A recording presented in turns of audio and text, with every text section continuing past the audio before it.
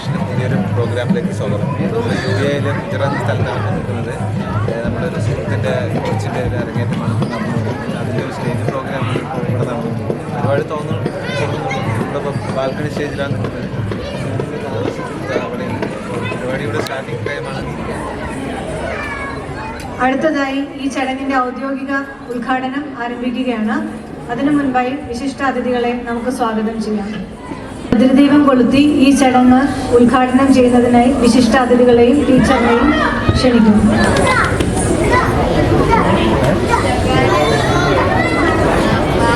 നിറഞ്ഞ കയ്യടിയോടുകൂടി നമുക്ക് ഈ ചടങ്ങിൽ പങ്കാളികളാണ്.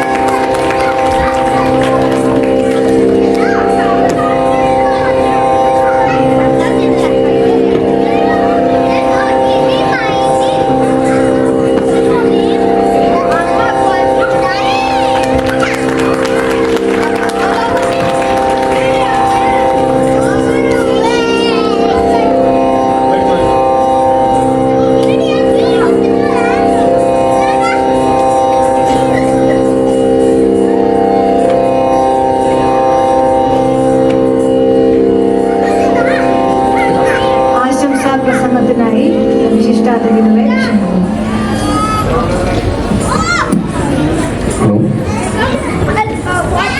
എല്ലാവർക്കും നമസ്കാരം.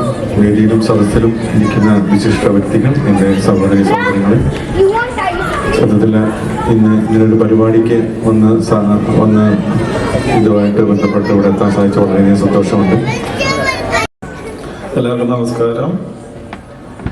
വളരെയധികം സന്തോഷത്തോടെയാണ് നമ്മളെല്ലാവരും ഇവിടെ കൂടിയിരിക്കുന്നത്.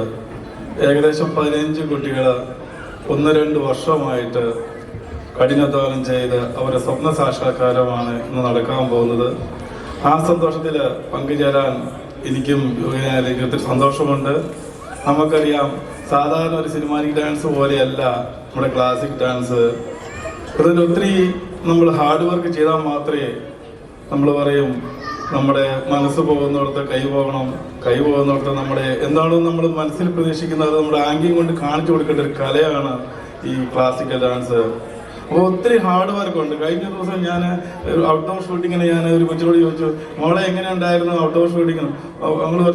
മോള് പറഞ്ഞു, അങ്കിളെ വളരെ നല്ലതായിരുന്നു, പക്ഷെ 2 ദിവസത്തേക്ക് എൻ്റെ കാലും കൈ വേദനിച്ചിട്ട് എനിക്കൊന്നും പറ്റത്തില്ലായിരുന്നു പറഞ്ഞു. അതിൻ്റെ അർത്ഥം അവരെത്ര സ്ട്രഗിൾ ചെയ്തിട്ടാണ് അവർ ഈ 2 വർഷം പ്രാക്ടീസ് ചെയ്ത് ഇന്നിവിടെ പെർഫോമൻസ് ചെയ്യുന്നത്. അപ്പം അവർ നല്ല സ്ട്രഗിൾ ചെയ്യുന്നുണ്ട്. അതുമാത്രമല്ല, അവരെ സപ്പോർട്ട് ചെയ്യുന്ന പേരൻസിനെ എത്ര അഭിനന്ദിച്ചാലും നമുക്ക് പറഞ്ഞാൽ വാക്കുകളിൽ അവരെ അഭിനന്ദിക്കാൻ. കാരണം ഇതിൻ്റെ പിന്നിൽ പ്രവർത്തിച്ച് എനിക്കറിയാം പലരും അലയിൽ നിന്നൊക്കെയാണ് വന്നിട്ടുള്ളത്. അപ്പം ഈ കുട്ടികൾക്ക് വേണ്ടി ഇത് 3ാമത്തെ പ്രാവശ്യം ആണെന്ന് തോന്നുന്നു അലയിൽ നിന്ന് അവരിവിടെ വരുന്നത്. അപ്പം ഈ കുട്ടികൾക്ക് വേണ്ടി ഇത്ര സമയം സ്പെൻഡ് ചെയ്ത് ഇവരെ ഒരു നല്ല രീതിയിലാക്കി തീർക്കാൻ നിങ്ങൾ പരിശ്രമിക്കുന്നത് നിങ്ങളുടെ ഒത്തിരി സന്തോഷമുണ്ട്. അതുമാത്രമല്ല, ഈ കുഞ്ഞുങ്ങളോട് എനിക്ക് പറയാനുള്ളത്, ഈ അരങ്ങേറ്റം കൊണ്ട് നിങ്ങളുടെ ഇത് നിർത്തരുത്. നിങ്ങൾ ഇനിയും ഒത്തിരി പ്രാക്ടീസ് ചെയ്യണം. നിങ്ങൾ നല്ലപോലെ മുന്നോട്ട് പോകണം. നല്ല സ്റ്റേജ് കിട്ടുമ്പോൾ നിങ്ങൾ പെർഫോമൻസ് കിട്ടുന്ന ചാൻസുകൾ നിങ്ങൾ പെർഫോമൻസ് ചെയ്യണം. അങ്ങനെ നല്ല മെടുക്കുകളായി നിങ്ങൾ മുന്നോട്ട് പോകണം. അപ്പം ISC കുറഫക്കാൻ എനിക്ക് 2022 വിനീത ടീച്ചറിനെ ഞാൻ പരിചയപ്പെടുന്നത്. അപ്പോൾ എന്നോട് പറഞ്ഞ ഒരു ക്ലാസിക്കൽ ടീച്ചറുണ്ടെന്ന് പറഞ്ഞു. അങ്ങനെയാണ് വിനീത ടീച്ചറിനെ പരിചയപ്പെടുന്നത്. അന്ന് തന്നെ ഞങ്ങൾ ക്ലബിൽ ഒരു സൗകര്യം ഒരുക്കി കൊടുത്തു, നമുക്കൊരു ക്ലാസിക്കൽ ഡാൻസ് നമ്മുടെ കുട്ടികൾക്ക് വേണ്ടി തുടങ്ങണമെന്ന്. അങ്ങനെ ഏകദേശം 4-5 കുട്ടികളെ വെച്ച് തുടങ്ങിയ ക്ലാസ് ഇന്ന് ഏകദേശം 15-16 കുട്ടികൾ ഇന്ന് ISC കുറഫക്കാനിൽ പഠിക്കുന്നുണ്ട്. അതുമാത്രമല്ല, ഇന്നത്തെ പ്രോഗ്രാം ഏകദേശം 3ഓളം കുട്ടികൾ നമ്മുടെ കുട്ടികൾ ഉള്ളതിൽ എനിക്ക് ഒത്തിരി സന്തോഷമുണ്ട്. അപ്പോൾ ഒരിക്കൽ കൂടി ഇന്ത്യൻ സോഷ്യൽ ക്ലബിനും ഇന്ത്യൻ സോഷ്യൽ ക്ലബ് കുറഫക്കാനും ഇതിൻ്റെ ഒരു പാർട്ടിസിപ്പേറ്റ് ആകാൻ തീർന്നതിലും എനിക്കിവിടെ പങ്കുചേരാൻ ഒത്തിരി സന്തോഷമുണ്ട്. ഒരിക്കൽ കൂടി എല്ലാ കുഞ്ഞുമക്കൾക്കും ഒത്തിരി എല്ലാവിധ ആശംസകളും പ്രാർത്ഥനകളും നേരുന്നു. Thank you. എല്ലാവർക്കും നമസ്കാരം. വിനീതയും ബാബുവും വളരെ കാലത്ത് സുഹൃത്തുക്കളാണ്. വിനീതയുടെ അധ്യാപന പാഠവും നല്ലവണ്ണം ഞാൻ മനസ്സിലാക്കിയിട്ടുള്ള ഒരാളും കൂടിയാണ്. അപ്പോൾ എന്നോട് ബാബു പറഞ്ഞതനുസരിച്ച് ഞാനൊരു ക്ലാസ് എടുക്കാനുള്ള തയ്യാറെടുപ്പ് കൂടിയിട്ടാണ് വന്നത്. പക്ഷെ ഇനിയിപ്പോൾ അതിനുള്ള സാങ്കത്യമൊന്നും ഇവിടെ ഇല്ല. നമ്മൾ വളരെയധികം വൈകി കഴിഞ്ഞിരിക്കുന്നു. അപ്പോൾ ഇവിടെ വളരെ നല്ലൊരു അവതാരിക പറഞ്ഞു ഈ അരങ്ങേറ്റത്തെ കുറിച്ച്. അത് വളരെ നന്നായിരുന്നു. സാധാരണ അരങ്ങേറ്റ പരിപാടികളിൽ കാണാറുള്ളതിൽ നിന്ന് വിഭിന്നമായി എന്താണ് ഇതിന്റെ ഉദ്ദേശം എന്നുള്ളത് മനസ്സിലാക്കാൻ ഉതകുന്ന രീതിയിലുള്ള ചെറിയൊരു വിവരണം കിട്ടിയിട്ടുണ്ട്. പൊതുവെ ഒരു അധ്യാപകൻ എന്നുള്ള നിലയ്ക്ക് പൊതുവെ നമുക്ക് പേരൻസിന്റെ ഇടയിൽ കണ്ടുവരാറുള്ള ഒരു കാര്യം, അരങ്ങേറ്റം കഴിഞ്ഞിട്ടുണ്ടെങ്കിൽ പിന്നെ പഠിക്കണ്ട എന്നുള്ളൊരു എങ്ങനെയോ ഒരു ധാരണ. ഇപ്പൊ അതെല്ലാവർക്കും ഉണ്ടെന്നല്ല ഞാൻ പറയുന്നത്, എന്നാലും അങ്ങനെ ഒരു ധാരണ എങ്ങനെയോ നമ്മുടെ ആൾക്കാരുടെ ഇടയിൽ കടന്നുകൂടിയിട്ടുണ്ട്. പക്ഷേ അരങ്ങേറ്റം എന്ന് പറയുന്നത് ഒരു ഫസ്റ്റ് സ്റ്റെപ്പാണ്, ഒരു ഫസ്റ്റ് സ്റ്റെപ്പിംഗ് സ്റ്റോൺ ആണ്. അത് കഴിഞ്ഞിട്ടാണ് നമ്മൾ ശരിക്കും പഠിക്കേണ്ടത്.